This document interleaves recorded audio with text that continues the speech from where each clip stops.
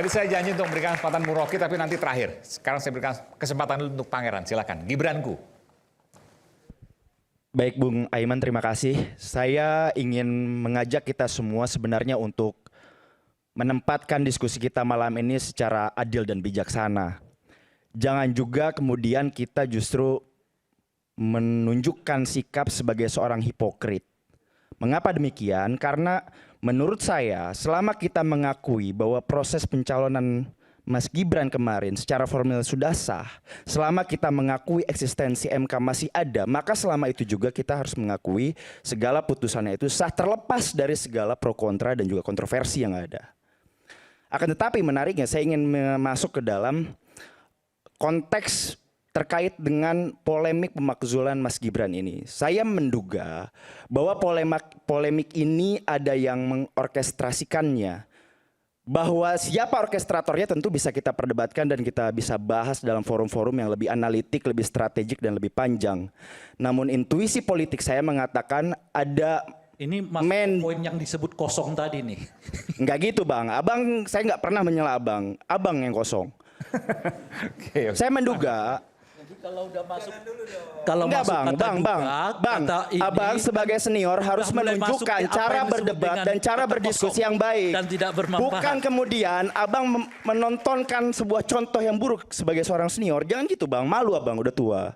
Gini Bang, biarkan saya bicara dulu Bang. Lebih malu kalau mendukung orang berkuasa bukan dari proses yang dinastik. Abang merasa sebagai senior merasa paling benar, enggak semua itu jauh lebih memalukan. Bang, begini Bang. Mestinya sebagai anak muda, justru menolak praktek-praktek dinasti politik terjadi di Republik ini.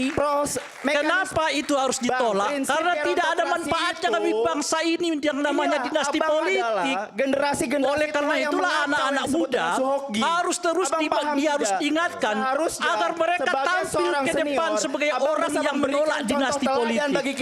Gibran itu proses dari dinasti politik. Sebagai anak muda, saya berharap Anda menolak pertama kali untuk menyatakan, hai Gibran, Anda melanggar etik bernegara, oleh karena itu saya menolak Anda sebagai wakil presiden. Gitu mesti. Abang senior, saya hormati Abang, tapi jangan menunjukkan. Saya tidak perlu Anda mau hormati atau tidak, tapi jauh lebih penting kalau Anda hormati soal etik demokrasi. Harus bisa menunjukkan keteladanan itu. Jadi apa yang disampaikan substansinya, silakan singkat aja. Jadi begini Bung Aiman, saya boleh dong membuat sebuah hipotesa, sebuah argumentasi. Saya menduga bahwa polemik ini ada yang mengorkestrasikan. Bahwa siapa orkestrasinya tentu bisa kita perdebatkan. Tapi intuisi politik saya mengatakan bahwa kalau kita lihat kasus polemik pemakzulan Mas Gibran ini, kita kan sadar bahwa polemik ini sempat viral pada waktunya, kemudian sempat vakum dan sekarang hidup lagi. Tentu ini menjadi salah satu indikasi ada man behind the gun, ada pihak yang memegang tombol on off atas barang ini. Siapa kira-kira? Ya tentu bisa kita perdebatkan Bang. Makanya saya bilang di awal bahwa untuk bisa mengetahui siapa orkestrator ya tentu bisa kita perdebatkan lebih jauh Bang. Tanya Anda, gini Bang, apakah mungkin, saya mau tanya, bukan nyela, saya mau tanya. Memotong pembicaraan Abang dari tadi. Saya menghargai Abang, sangat menghargai Abang. Saya kasih ke Bung Rey, silakan. Kembali lagi, begini, jangan sampai polemik ini sengaja diorkestrasikan untuk mengganggu stabilitas politik nasional dan mengganggu program-program pemerintah yang sedang dijalankan. Anda melihat bahwa isu ini mengganggu stabilitas politik nasional dan program pemerintah. Contohnya, dengan ganjing yang ada, kita tidak bisa menafikan bahwa ini mengganggu stabilitas nasional. Dan program nasional, contohnya? Ya tentu banyak, karena ini kan akhirnya berlanjut ke banyak DPR. Kan disebutkan misalnya, apa misalnya? Ya kita kan bisa melihat bagaimana pemerintahan hari ini mencoba untuk mengabdikan dirinya untuk membangun sekolah rakyat. Tapi kan dengan adanya gunjang ganjing ini, akhirnya orang mempertanyakan legitimasi Mas Gibran sebagai wakil presiden. Kan ini sesuatu hal yang tidak baik. Bukan, dalam perspektif pernyataan politik. saya kalau seandainya sekolah rakyat kan tetap jalan. Isu ini nggak mempengaruhi sekolah rakyat kan? Gini Bung Aiman, tentu dalam perspektif politik, segala sesuatu yang berkaitan dengan level kekuasaan ini akan mengganggu secara tidak langsung ataupun langsung stabilitas nasional. Makanya saya ingin mendorong kita semua, ayo jangan kemudian kita masuk ke dalam kebisingan ini lalu mencoba untuk mengadu domba keharmonisan yang sebenarnya masih terjalin dengan baik antara Pak Prabowo dan juga Mas Gibran. Jadi jangan juga kita nih sebagai generasi muda mau untuk diarahkan atau digiring opini kita mendukung pemikiran-pemikiran generasi tua yang kolot. Gini, ada sebuah konsep terkait dengan gerontokrasi. Jadi ada sebuah bentuk negara yang jangan sampai dominasinya ini dikuasai oleh orang-orang tua saja. Pasangan Pak Prabowo dan juga Mas Gibran adalah kombinasi pemimpin yang ideal. Jadi ayo kita dukung sana. Bahwa Mas Gibran punya kekurangan sebagai manusia, ya tentu. Kita harus mengakui itu. Tapi jangan juga kemudian hal-hal yang tidak dilakukan ini digiring, diorkestrasikan. Mereka-mereka yang masih belum menerima hasil Pilpres 2024. Oke, baik. Silakan. Iya. Tadi saya apa namanya, Bung Pangeran? Pangeran tadi ya namanya ya. Saya orang tua yang kolot. Itu tadi ya. Saya melihat Anda anak muda yang terlalu tua. Anda terlalu cepat tua dengan usia yang seperti itu. Saya dewasa Bang, bukan tua Bang. Kenapa? Kayaknya begitu. Lah iya makanya. Jadi saya orang tua yang kolot. Nah saya melihat dia anak muda yang terlalu tua. Gitu. Ya artinya orang tua yang kolot biasa, tapi anak muda yang tiba-tiba jadi kolot. Tiba-tiba jadi tua. Lebih parah lagi dari orang tua yang jadi kolot kan. Nah, gitu. Bang nggak bisa bedain antara kolot dan kritis Bang. Oke. Jadi itu kan di mana kita jadinya nih ya? Silakan. Nah, saya mau mengatakan begini. Kalau proses politik itu nggak usah dipikirin terlalu jelimet. Itu tergantung politiknya. Saya kan udah kasih contoh. Bang Senturi itu 3-4 orang jadi. Ya kan?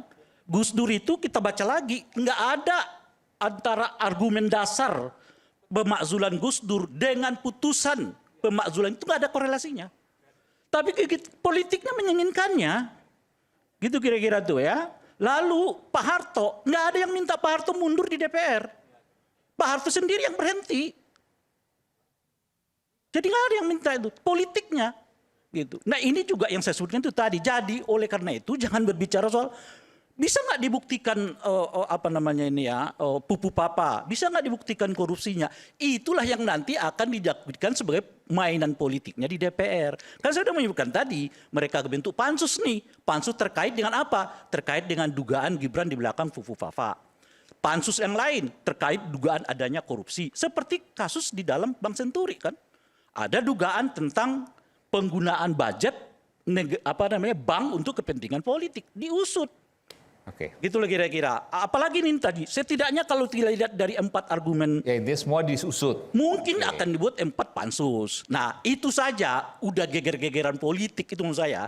Setelah kemudian nanti dibuat keputusannya, misalnya dapat dibuktikan di dalam sidang ya pansus bahwa pupu papa itu adalah si A misalnya begitu ya.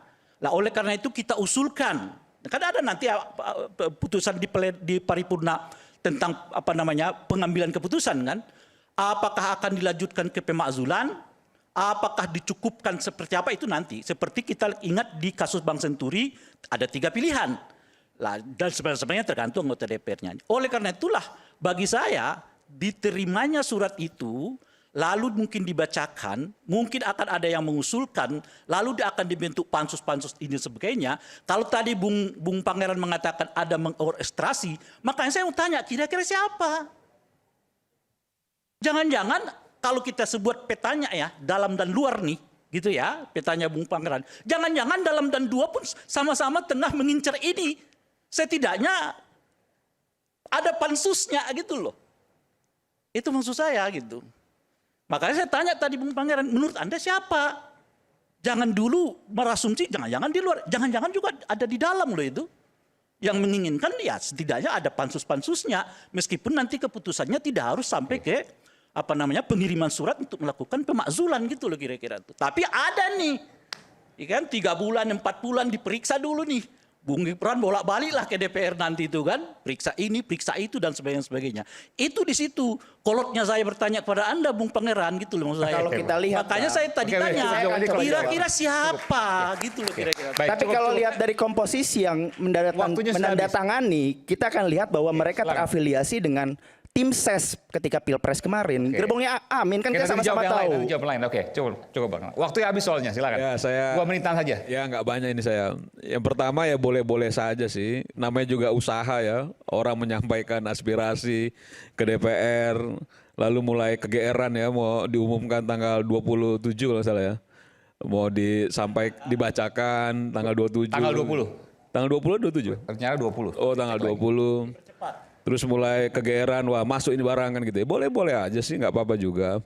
Tapi bahwa memang tadi diskusi kita cukup panjang tadi, dari segala sisi memang saya ya, khususnya saya meyakini bahwa memang ini tidak akan ada hasil apa-apa. Jadi sejak awal saya menganggap itu biasa-biasa saja. Nah, proses politik memang tidak semudah membalikan telapak tangan. Tentu banyak juga, misalnya kalau kita bicara soal rezim Orde Baru, itu rezim Orde Baru itu bukan juga di tahun 98 saja upayanya. Itu dari tahun 70-an, 74, Bang Hariman dan lain sebagainya. Bang Rocky Gerung keliling-keliling ke kampus-kampus, ketemu kami para aktivis-aktivis ini, memberikan begitu banyak doktrinasi soal bahayanya rezim Orde Baru dan lain sebagainya. Panjang sekali juga. Jadi jangan juga tiba-tiba dalam konteks momentum ini disamakan ujungnya gitu, bukan juga. Jadi harusnya kan disejajarkan dengan prosesnya juga. Bagaimana proses jatuhnya Soekarno dan sebagainya. Jadi maksud saya bahwa memang ada hal yang disampaikan oleh DPR dan DPR merespon oke-oke saja. Bahwa juga jangan juga terlalu memaksakan diri, karena memang hal-hal yang dipaksakan tentu tidak baik. Dan sekarang ini kondisinya negara sedang fokus untuk mengatasi berbagai permasalahan. Harapan kita atau harapan saya khususnya bahwa semoga ini memang Pak Prabowo dan Mas Gibran ini tidak terganggu dengan proses-proses yang tidak terlalu penting ini. Karena secara hal yang didiskusikan tadi juga jauh panggang dari api, supaya mereka fokus menyelesaikan banyak persoalan yang ada di Republik ini. Karena kepentingan rakyat di atas segala-galanya dibandingkan kepentingan segelintir orang. Saya rasa itu. Baik. Selamat. Saya pikir gini aja ya, bangsa ini bangsa besar yang sudah terujilah menghadapi dinamika politik yang keras. Jadi jangan juga, ya biarkan saja. Sama dengan saat seorang anak muda dari Solo mengajukan ke MK, biasa saja. Tidak juga yang seberang sana marah-marah, biasa saja. Dan MK memutuskan Gibran lolos, ya biasa-biasa saja. Jadi biasa sajalah. Jadi jangan juga jangan pakai emosi. Yang tidak mau Gibran dimaksulkan jangan juga emosi, biasa saja. Seperti tidak emosinya orang yang anti Gibran pada saat Gibran kita kan melihat pada saat MK itu banyak sekali usulan tentang persyaratan umur. Semua ditolak kan? Yang diterima hanya usulan mahasiswa karena pemuja Gibran. Itu kan clear, tapi kan biasa saja. Itu cara politik. Jadi maksud saya memandang begitu sajalah. Karena begini, tapi kita juga harus tahu bahwa kita tidak kurang tokoh bangsa memikirkan bangsa untuk menyelamatkan bangsa. Kalau memang harus dimaksulkan untuk menyelamatkan bangsa, biasa saja. Bung Karno dimaksulkan biasa saja. Pak Harto dimaksulkan untuk memenangkan bangsa, biasa saja. Gus Dur dimaksulkan, biasa saja. Nah, itu anggap saja biasa kalau memang untuk tujuan menyelamatkan bangsa. Tapi kalau untuk kepentingan pribadi, ya itu susah. Ya biarkan sajalah kita berdiskusi dengan tenang. Oke, memang ini ada begini. Yang tidak setuju, tapi nggak usah ngotot-ngototan kayak apa gitu. Biasa sajalah. Seperti halnya saya bilang, betapa sakitnya kita, berapa usulan perubahan umur di MK yang ditolak, ya kan Pak? 40 bertubi-tubi kan? Tapi pada saat seorang anak muda karena pemuja Gibran langsung diterima tuh, dan sidang pendek sekali. Nah, tapi kan Itu keputusan biasa saja. Jadi begitulah kira-kira. Saya mengalami peristiwa politik 3 kali pemakzulan. Dan saya pikir tenang-tenang saja. Saya di dalam grup biasa-biasa saja. Yang penting semua tujuannya untuk. Jadi gitu menurut saya, saran saya, pemakzulan atau tidak pemakzulan, kalau memang harus pemakzulan demi negara, Bung Karno mengalami, Pak Harto mengalami, Pak Habibie mengalami, Gus Dur mengalami. Kurang tinggi apa dibanding dengan Gibran orang-orang ini. Oke. Terima kasih. Silakan. Bung Ruli, silakan. Ya. Tadi baru orang tua tuh ngomong. Ya sebetulnya kalau pada titik akhir ini saya berpendapat sangat sulit untuk dimajukan pada prosedur pemakzulan.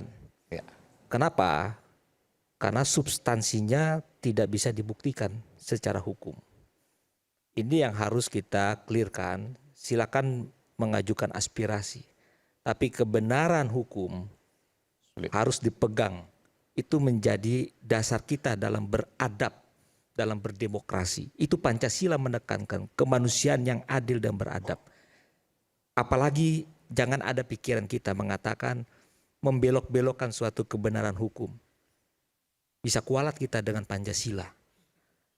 Jadi pemakzulan ini menurut saya, dulu saya pernah melakukan kajian dalam bentuk skripsi. Sejak S1, mohon maaf, ini 300 halaman skripsi saya. Dalam praktek-praktek yang saya pelajari dan saya kaitkan dengan fenomena hari ini, tidak bisa memenuhi syarat. Karena apa? Alasan hukum tadi adalah suatu fakta. Fakta-fakta hukum pelanggaran hukum itu tidak memenuhi syarat untuk dimajukan pasal 7B. Diusulkan DPR, kemudian masuk kepada Mahkamah Konstitusi untuk diuji pendapat DPR, dan MPR sesuai dengan Undang-Undang MD3 dapat memberhentikan presiden dan atau wakil presiden harus menurut konstitusi. Kembali ke pasal 7A. 7A tidak terpenuhi sampai sekarang. Itu kesimpulan saya. Oke, baik. Bung Ferry, silakan. Saya ingin mengutip Buya Hamka. Buya Hamka pernah berkata, keberanian paling hakiki adalah keberanian mengadili apa yang menjadi kesalahan diri sendiri. Gitu ya. Ulangi coba, agak kurang keras tadi. Keberanian paling hakiki adalah keberanian untuk mengadili kesalahan diri sendiri. Orang ini tidak akan pernah sampai kepada Gibran omongan ini. Saya ingin menyampaikan, tidak banyak yang tahu, tetapi merasa tahu. Misalnya sebagian besar di ruangan ini tidak tahu bahwa perkara putusan MK yang mengabulkan bahwa Gibran memenuhi syarat tidak pernah disidangkan dalam perkara pembuktian di MK. Tidak pernah. Dari daftar langsung putusan. Apa yang Anda mau katakan soal kebohongan dan fakta baru ini? Mohon maaf Bung Ferry, ini dapat dipertanggungjawabkan? Saya pertanggungjawabkan dunia akhirat. Pertanyaannya, masihkah kita bermanis muka soal demokrasi? Saya paling menyedihkan, di dalam dunia politik itu terdiri dari 3 manusia saja. Satu yang pragmatis, satu suka menjilat, satu terus bertahan dalam idealisme kesepian, memperjuangkan apa yang dia yakini benar. Saya melihat banyak sekali anak muda-muda yang baru ya, yang mencoba menjilat sekaligus pragmatis untuk mendapatkan keuntungan. Tapi di sisi lain saya percaya banyak anak muda yang sadar betul banyak haknya terlanggar. Dari sekian banyak anak muda, cuman satu anak muda yang boleh dapat karpet merah ini, yang namanya Gibran Rakabuming Raka. Saya tanyakan, berapa banyak anak muda yang pintar-pintar dengan segala prestasinya? Apakah mereka dapat karpet merah ini? Banyak anak muda yang miskin, tapi tidak pernah punya kesempatan yang sama dari pelaku-pelaku kecurangan ini. Orkestrasi apa yang paling buruk menurut saya adalah mengorkestrasi konstitusi dan undang-undang untuk keuntungan pribadi keluarga sendiri. Terima kasih. Oke. Bung Ade, silakan. Ya, sebagai penutup saya ingin menyatakan rasa gembira saya ya sebetulnya dengan acara ini, dan terus terang melihat Pangeran tadi ya mewakili anak muda di Indonesia, dan saya duga juga teman-teman yang lain, anak muda yang lain, saya menjadi optimistis dengan masa depan Indonesia karena cara berpikirnya sangat logis, sangat lurus, sangat berintegritas, dan saya setuju dengan banyak pendapat dia ya, termasuk yang soal tadi pernyataan dia menduga bahwa di belakang ini ada orkestrasi. Saya rasa itu adalah karakter politik Indonesia ya. Tadi Pak Said Didu terlalu baik kali ya Pak Said itu mengatakan bahwa dalam pemakzulan sebelumnya itu sebenarnya tidak ada pihak-pihak yang berkepentingan, itu lebih dalam rangka kepentingan masyarakat luas. Ya tapi kita ingatlah misalnya Pak Said gimana Pak Habibie itu tidak diterima pidato pertanggungjawabannya, sehingga akhirnya dia karena kenegarawanannya memutuskan bahwa saya nggak maju deh lagi ya. Poin saya adalah nggak apa-apa juga sih, biasa kok dalam politik itu selalu ada pihak-pihak yang berkepentingan, termasuk sekarang. Tapi marilah kita tidak melihat pada siapa yang berkepentingan itu ya, Pangeran dan kawan-kawan semua, tapi kita melihat apa yang akan dihadapi dalam waktu dekat ini. Saya percaya bahwa ini mungkin sekali diajukan ke DPR. Sangat mungkin bahwa DPR akhirnya menyatakan kita bicarakan tanggal berapa tadi, 20 ya, pada tanggal 20 mari kita bicarakan. Tapi saya merasa bahwa 4 alasan yang dikemukakan oleh para purnawirawan TNI itu, pakai istilah Anda itu barangkali kosong secara substansi ya. Saya merasa bahwa memang tidak masuk akal. Saya menduga bahwa DPR akan memutuskan, akan melihat ini dan mengatakan bahwa enggak bisa lah kita menjatuhkan Gibran dengan cara seperti ini. Bukan karena mereka terlalu mencintai Gibran atau karena mereka adalah orang-orang yang takut dengan Pak Prabowo misalnya, tapi karena memang apa yang diajukan oleh para purnawirawan TNI itu tadi saya katakan mengandung banyak sekali cacat di sana sini. Jadi saya gembira bahwa kita bisa bicarakan dengan tentram walaupun tadi dengan penuh potong-memotong di sana sini. Sorry Pak Ferry ya, saya menghormati Anda sepenuhnya. Tapi saya gembira bahwa kita bisa bicara dengan penuh ketentraman, ketenangan. Terima kasih. Bung Rocky silakan. Terakhir. Oke. Setiap kali kita buka sosial media, isu ini ada di situ terus. Dihentikan di DPR, isu ini ada di situ terus. Kenapa begitu? Karena dia sudah jadi momentum. Tinggal diwujudkan jadi monumen. Satu langkah aja. Keburukan. Dia dihitung di dalam konsep noblesse oblige. Presiden noblesse oblige. Ketua Mahkamah Konstitusi noblesse oblige. Wakil noblesse oblige. Artinya dia tidak boleh menyembunyikan satu perbuatan tercelah. Jadi kalau baru ditemukan sekarang, kalau yang kemarin dia lakukan, tempus delictinya, locus delicti enggak berlaku prinsip itu di dalam kondisi noblesse oblige, nobility, kemuliaan. Orang mulia itu enggak boleh berbohong. Jadi itu prinsipnya. Kenapa? Itu sama aja dengan, ya itu barang lama. Iya, tapi itu bukti baru tentang hal yang lama. Prinsip novum juga begitu. Seandainya diketahui ketika pendaftaran bahwa itu adalah fufu-fafa, pasti tidak diterima pendaftaran itu. Iya, tapi waktu itu kan nggak diketahui, baru sekarang. Justru kalau sekarang maka kebohongannya berlapis. Begitu cara melihat kondisionalitasnya itu. 1, 2. Pemaksulan itu awalnya bukan diukurkan pada jenis kejahatan yang sekarang Anda sebut-sebut di konstitusi. Kata konstitusi sendiri di abad 15 artinya hak rakyat untuk membunuh raja. Anda bayangkan tuh. Sebelum ada revolusi Prancis 200 tahun, 400 tahun sebelum revolusi Prancis, 200 tahun. 15 sekian sampai 17, 200 tahun.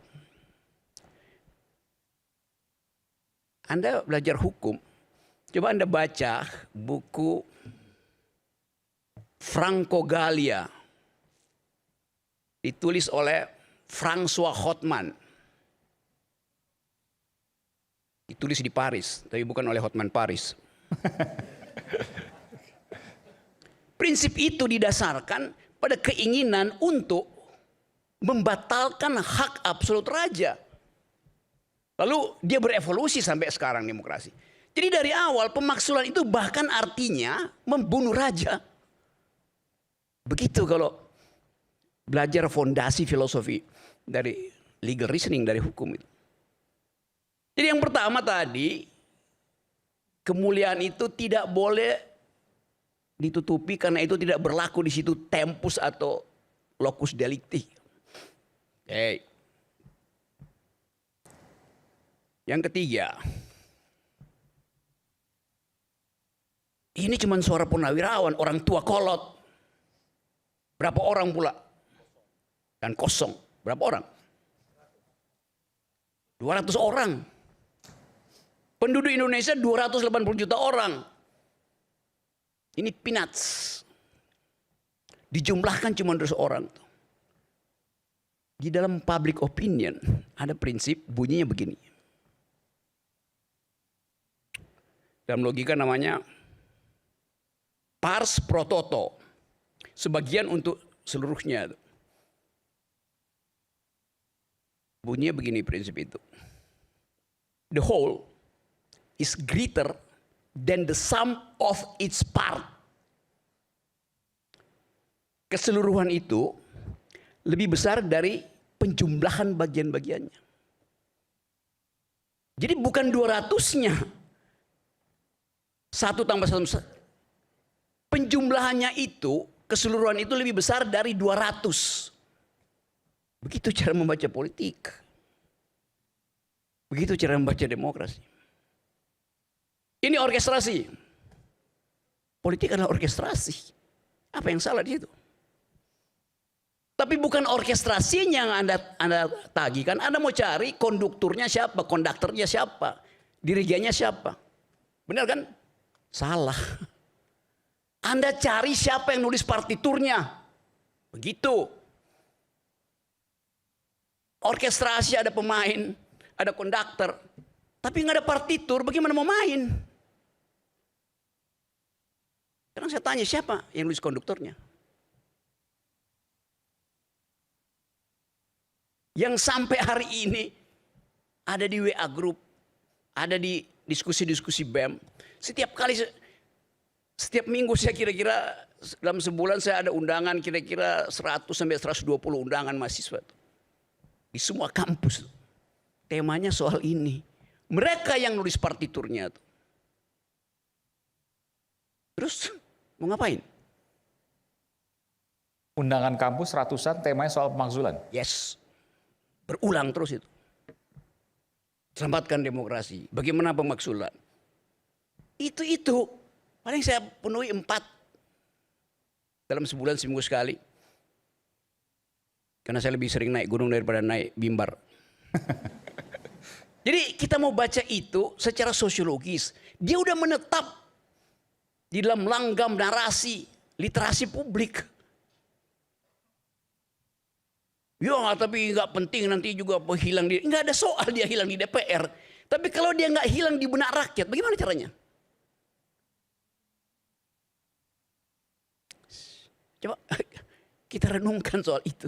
DPR itu formalitas, di Sogok juga berhenti kok isu itu. Tetapi di publik itu partiturnya ditulis dan tidak bisa dihapus bahkan oleh anggota DPR.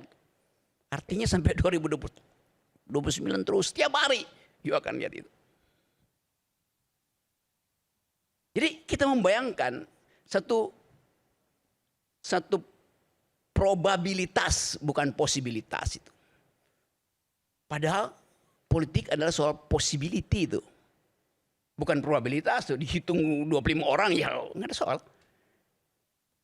Jadi kita mau lihat satu peristiwa dalam sejarah politik Indonesia yang agendanya sudah pernah ditulis sebelumnya tadi diterangkan. Jadi lumrah aja ada pertanyaan semacam itu. Gimana kalau 2/3% dari para pengusul itu nggak ada yang datang? Harto juga bilang begitu dulu. Buat rubah konstitusi diperlukan 2/3 Cukup saya culik satu orang dari DPR, batal. Sebelum Presiden Soeharto menculik, 20.000 mahasiswa itu udah duduk di atas DPR. Maka fakta politik mengubah hukum. Fakta politik yang akan mengubah hukum. Bayangkan, 1 minggu ini pembicaraan, masuk tanggal 20. Demo pertama di Makassar, demo kedua di UNJ, demo ketiga di UIN itu. Dan fair kita. Polisi jangan larang mereka demo. Dalam 4 hari, 300.000 orang itu cuma di sekitar Jawa Barat aja udah masuk DPR. Jadi fakta politik. Ya tapi itu street justice. Ya memang tekanan publik. Karena dasarnya adalah moral call. Bukan legal call. Begitu politik berubah, tidak pernah ada politik berubah berdasarkan konstitusi. Semua perubahan politik berubah karena perubahan kualitas kekuasaan. Tukar tambah kuasa sudah terjadi. Jadi kita mau lihat ini bukan soal benci atau tidak benci, tapi rakyat punya semacam simpanan intuisi bahwa ada sesuatu yang nggak beres dengan Gibran. Ya mau bahas di mana? Panggil psikiater. Tanya artificial intelligence. Itu yang kita sebut sebagai kemuliaan dari suara rakyat. Vox Populi, Vox Dei. Bukan Tuhan punya suara yang akan diikuti rakyat, bukan. Yang diputuskan rakyat pasti diiyain Tuhan. Itu namanya Vox Populi, Vox Dei, jangan dibalik-balik. Dan itu yang menjadi mesin sejarah. Bukan konstitusi mesin sejarah. Tapi justice. Yang kadangkala kita rumuskan secara singkat. Moral, integritas. Kan itu yang kita anggap batin kita itu ada yang nggak benar nih. Yang Anda akan bawa terus-menerus dalam upaya untuk membatalkan imajinasi itu. Jadi sekali lagi, mungkin terjadi, mungkin tidak. Mungkin diiyain, mungkin enggak tuh. Tapi buat saya, politik bukan the art of the possible. Politik is the art of attacking the impossible. Baik. Terima kasih telah hadir di Rakyat Bersuara, para narasumber istimewa. Dan terima kasih juga telah menyaksikan Rakyat Bersuara. Sampai bertemu pekan depan. Saya Aiman Wicaksono, salam.